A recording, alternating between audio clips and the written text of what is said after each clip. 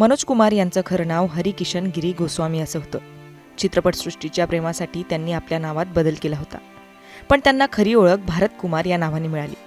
मनोज कुमार यांचा जन्म 24 जुलै 1937 रोजी एबटाबाद या ठिकाणी झाला.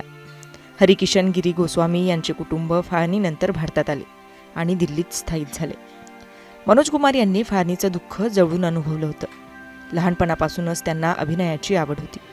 अशोक कुमार, दिलीप कुमार आणि कामिनी कौशल यांच्या चित्रपटांमुळे ते खूप प्रभावित झाले. यामुळे त्यांनी आपले हरिकिशन हे नाव बदलत मनोज कुमार असं केलं. मनोज कुमार यांनी कॉलेजच्या काळात अनेक नाटकांमध्ये सक्रिय सहभाग घेतला. त्यानंतर ते मुंबईत आले. 1957 मध्ये फॅशन या चित्रपटातून त्यांनी आपल्या अभिनय कारकिर्दीची सुरुवात केली. 1960 मध्ये काच की गुडिया या चित्रपटात ते पहिल्यांदा मुख्य भूमिकेत दिसले. हा चित्रपट सुपरहिट ठरला.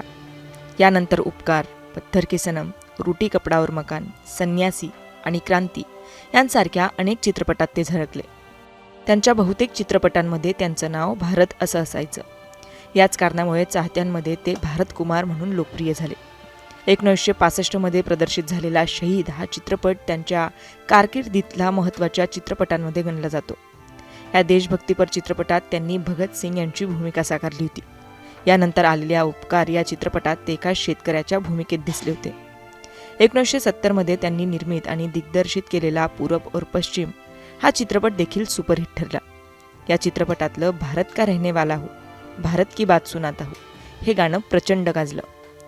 मनोज कुमार यांना 1972 मध्ये बेईमान चित्रपटासाठी सर्वोत्कृष्ट अभिनेत्याचा फिल्मफेअर पुरस्कार मिळाला. 1975 मध्ये रोटी कपडा और मकानसाठी त्यांना सर्वोत्कृष्ट दिग्दर्शकाचा पुरस्कार मिळाला होता. तर 1992 मध्ये त्यांना पद्मश्री पुरस्कारानेही सन्मानित करण्यात आलं. मनोज कुमार यांना त्यांच्या चित्रपटसृष्टीतील योगदानाबद्दल दादासाहेब फाळके पुरस्कारानेही गौरवण्यात आलं होतं. बॉलिवूडच्या या दिग्गज अभिनेत्याची प्राणज्योत मावळली.